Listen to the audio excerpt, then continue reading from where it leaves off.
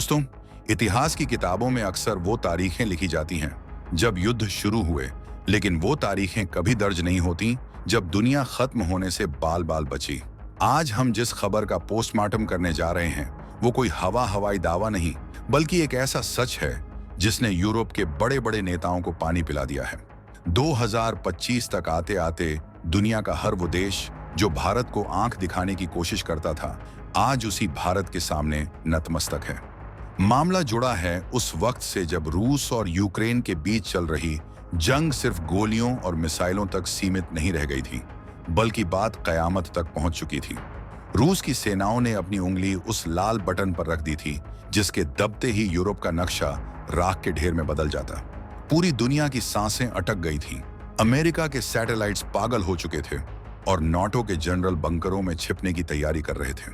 लेकिन ठीक उसी वक्त जब लगा कि अब सब कुछ खत्म, तब पर्दे के पीछे एक ऐसी बाजी पलटी गई जिसने विनाश के उस तूफान को वापस अपनी मान में भेज दिया। ये काम किसी सेना ने नहीं, बल्कि भारत के उस भरोसे और ढाक ने किया जिसे आज विश्व गुरु का दर्जा हासिल है। आखिर पोलैंड के मंत्री ने ऐसा क्या कह दिया कि रातों रात दुनिया हिल गई? पुतिन ने परमाणु हमला क्यों रोका? और वो कौन सा फोन कॉल था जिसने महाविनाश को टाल दिया? हम आपको बताएंगे इस धमाकेदार खबर की पूरी कहानी, तो बने रहिएगा वीडियो पर। और इस संबंध में आपके जो भी विचार हों, कमेंट में लिखकर जरूर बताइएगा। अब तक पश्चिमी मीडिया, CNN, BBC और न्यूयॉर्क टाइम्स हमें ये पट्टी पढ़ाते रहे कि अमेरिका के डर से रूस ने परमाणु हथियार नहीं चलाए, लेकिन अब दूध का दूध और पानी का पानी हो गया है। पोलैंड, जो नाटो का एक प्रमुख सदस्य है और रूस का कट्टर दुश्मन माना जाता है, उसी पोलैंड के डिप्टी फॉरेन मिनिस्टर, उप विदेश मंत्री व्लादिस्लाव थियोफिल बार्टोशेव्स्की ने एक ऐसा बयान दिया है जिसने पश्चिमी दुनिया के प्रोपेगेंडा की धज्जियां उड़ा दी हैं। 2025 में एक इंटरव्यू के दौरान जब उनसे पूछा गया कि आखिर रूस ने यूक्रेन पर टैक्टिकल न्यूक्लियर वेपन यानी छोटे परमाणु बम क्यों नहीं गिराए, तो उनका जवाब अमेरिका या नाटो की तारीफ नहीं था। उन्होंने साफ लफ्जों में बिना किसी लाख लपेट के कहा, यह भारत था, यह प्रधानमंत्री मोदी थे जिन्होंने पुतिन को मनाया। भाई साहब, इस बयान की गहराई को समझिए। एक नाटो देश का मंत्री यह स्वीकार कर रहा है कि जब उनकी पूरी फौज और अमेरिका के अरबों डॉलर के हथियार फेल हो गए, तब भारत की डिप्लोमेसी काम आई। खबर यह है कि युद्ध के शुरुआती दौर में जब रूस को कुछ मोर्चों पर, खास तौर पर खेरसॉन में पीछे हटना पड़ रहा था, तब पुतिन का गुस्सा 7वें आसमान पर था। क्रेमलिन के अंदर न्यूक्लियर ऑप्शन पर चर्चा शुरू हो चुकी थी। रूसी जनरल साफ कह रहे थे कि अगर हम हार रहे हैं तो हम दुनिया को भी नहीं रहने देंगे। हालात इतने नाजुक थे कि अमेरिका ने अपनी खुफिया एजेंसियों को हाई अलर्ट पर डाल दिया था। उन्हें पक्का यकीन था कि रूस अब परमाणु हमला करेगा, लेकिन तभी भारत की एंट्री होती है। ये वो दौर था जब भारत पर चौतरफा दबाव था कि वो रूस की आलोचना करे, उससे तेल खरीदना बंद कर दे। लेकिन भारत ने किसी की नहीं सुनी। भारत ने अपनी दोस्ती निभाई, लेकिन साथ ही अपने दोस्त को यह भी समझा दिया कि लक्ष्मण रेखा क्या है। पोलैंड के मंत्री ने बताया कि PM मोदी ने पुतिन से जो संवाद किया, उसने रूस के रुख को पूरी तरह बदल दिया। उन्होंने पुतिन को साफ समझाया कि परमाणु हथियारों का इस्तेमाल न सिर्फ यूक्रेन को खत्म करेगा, बल्कि रूस को भी दुनिया में हमेशा के लिए अलग थलग कर देगा। और भारत जैसा दोस्त भी उस स्थिति में रूस के साथ खड़ा नहीं रह पाएगा। ये वो पावर प्ले था जिसे देखकर आज पूरी दुनिया भारत का लोहा मान रही है। ये 2025 का भारत है जो युद्ध में पार्टी नहीं बनता, लेकिन युद्ध का रिमोट अपने हाथ में रखता है। अब आप सोच रहे होंगे कि भाई, ये खतरा कितना बड़ा था? क्या सच में पुतिन बम फोड़ने वाले थे या ये सिर्फ गीदड़ भकी थी? तो चलिए आपको थोड़ा फ्लैशबैक में ले चलते हैं और उस खतरे की असली तस्वीर दिखाते हैं। बात 2022 के अंत की है। रूसी सेना यूक्रेन के कई इलाकों में फंस चुकी थी। यूक्रेन, जिसे पश्चिमी देशों से लगातार मिसाइलें मिल रही थीं, वो रूसी टैंकों को निशाना बना रहा था। रूस के लिए ये सिर्फ हार नहीं, बल्कि नाक का सवाल बन गया था। और जब एक सुपर पावर देश की नाक पर बात आती है, तो वो सबसे खतरनाक कदम उठाता है। अमेरिकी खुफिया रिपोर्ट्स CIA ने उस वक्त 50% से ज्यादा चांस बताया था कि रूस टैक्टिकल न्यूक्लियर वेपन का इस्तेमाल करेगा। ये टैक्टिकल न्यूक्लियर वेपन क्या बला है, इसे समझिए। ये वो बड़े वाले परमाणु बम नहीं हैं जो पूरे शहर को उड़ा दें, जैसे हिरोशिमा वाला, बल्कि ये छोटे परमाणु बम होते हैं जिनका इस्तेमाल मैदान जंग में किसी खास फौजी टुकड़ी या बंकर को उड़ाने के लिए किया जाता है। लेकिन रेडिएशन, वो तो फैलेगा ही, तबाही वो तो होगी ही। अगर रूस एक भी ऐसा बम फोड़ देता तो न्यूक्लियर टैबू, परमाणु न चलाने की कसम, टूट जाता। इसके बाद नाटो को जवाब देना पड़ता, फिर रूस बड़े बम चलाता और देखते ही देखते पूरी दुनिया तीसरे विश्व युद्ध की आग में झुलस जाती। यानी हम सब कयामत के मुहाने पर खड़े थे और हमें खबर तक नहीं थी। उस वक्त पश्चिमी देशों के नेताओं बाइडेन, मैक्रोन के फोन पुतिन उठा भी नहीं रहे थे। रूस को लगता था कि ये सब तो दुश्मन हैं, इनकी बात क्यों सुने। पश्चिमी प्रतिबंधों ने रूस को पहले ही एक कोने में धकेल दिया था, जिससे वो और ज्यादा खूंखार हो गया था। मरता क्या न करता वाली हालत थी।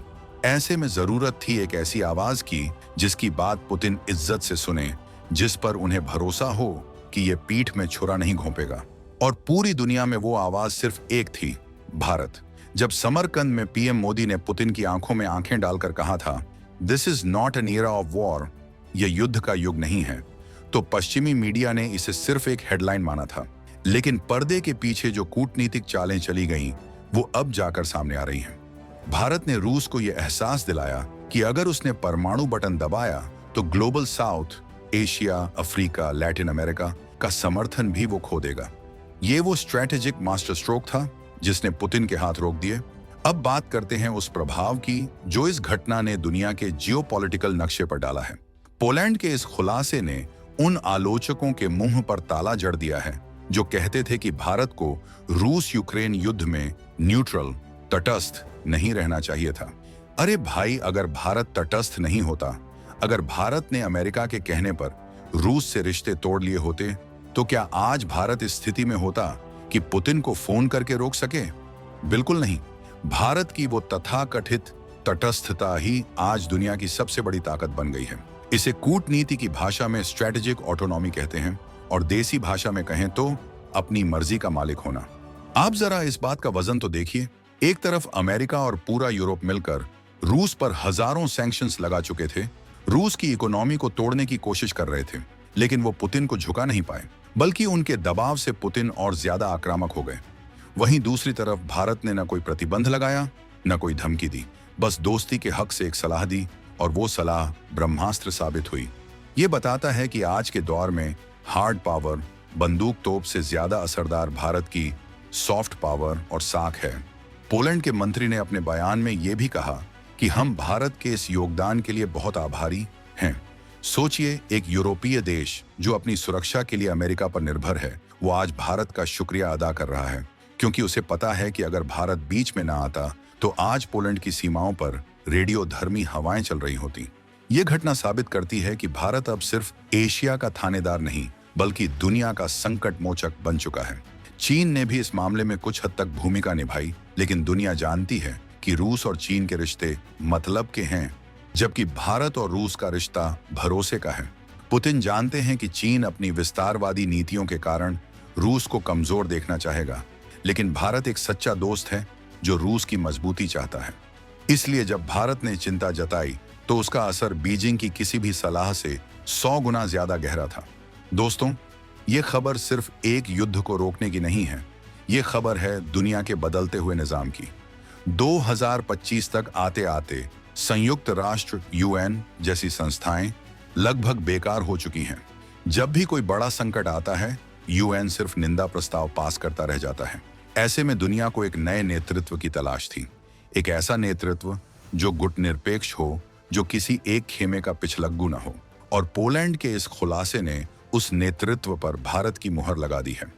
आज चाहे इजराइल हमास का मामला हो या रूस यूक्रेन का, दुनिया की नजरें वॉशिंगटन की तरफ कम और नई दिल्ली की तरफ ज्यादा उठती हैं। इस घटना ने पाकिस्तान और चीन के खेमे में भी खलबली मचा दी है। पाकिस्तान, जो हर वक्त परमाणु बम की गीदड़-ढबकी देता रहता है, उसे अब समझ आ गया होगा कि भारत का रसूख क्या है। अगर भारत रूस जैसे महाशक्तिशाली देश को परमाणु हथियार चलाने से रोक सकता है, तो पाकिस्तान की क्या बिसात। और चीन, जो खुद को एशिया का बॉस समझता है, उसे भी ये देखकर मिर्ची लगी होगी कि यूरोप में शांति करवाने का श्रेय भारत ले गया। ये भारत की ग्लोबल ब्रांडिंग का वो स्तर है जहां पहुंचना हर देश का सपना होता है। इस पूरे प्रकरण में भारत के विदेश मंत्री और एनएसए राष्ट्रीय सुरक्षा सलाहकार की भूमिका भी किसी एक्शन मूवी के हीरो से कम नहीं रही। पर्दे के पीछे जो फोन कॉल्स हुए, जो सीक्रेट मीटिंग्स हुई, उनका नतीजा आज हमारे सामने है। हमने दुनिया को दिखा दिया है कि हम बुद्ध की धरती से आते हैं, हम शांति चाहते हैं, लेकिन हम कमजोर नहीं हैं। हमारी शांति की अपील में इतनी ताकत है कि वो बारूद के ढेर पर बैठे तानाशाहों को भी सोचने पर मजबूर कर देती है। 2025 का भारत याचक नहीं, बल्कि नियम बनाने वाला। तो दोस्तों, जिस परमाणु युद्ध के डर से दुनिया के अमीर से अमीर देश अपने बंकर खोद रहे थे, उस युद्ध को भारत की एक नंबर वाली कूटनीति ने रोक दिया। पोलैंड के मंत्री का यह बयान कोई मामूली बयान नहीं, बल्कि भारत के माथे पर लगा वो विजय तिलक है, जिसे अब कोई मिटा नहीं सकता। हमने दुनिया को विनाश से बचाया है, और इसके लिए हमें किसी नोबेल पुरस्कार की जरूरत नहीं, क्योंकि दुनिया का ये भरोसा ही हमारा सबसे बड़ा इनाम है। रूस ने अपनी मिसाइलें रोक लीं क्योंकि उसे भारत की दोस्ती प्यारी थी। यूरोप आज सुरक्षित सांस ले रहा है क्योंकि भारत ने सही समय पर सही कदम उठाया। ये है वो नया भारत जो अपनी शर्तों पर दुनिया चलाता है।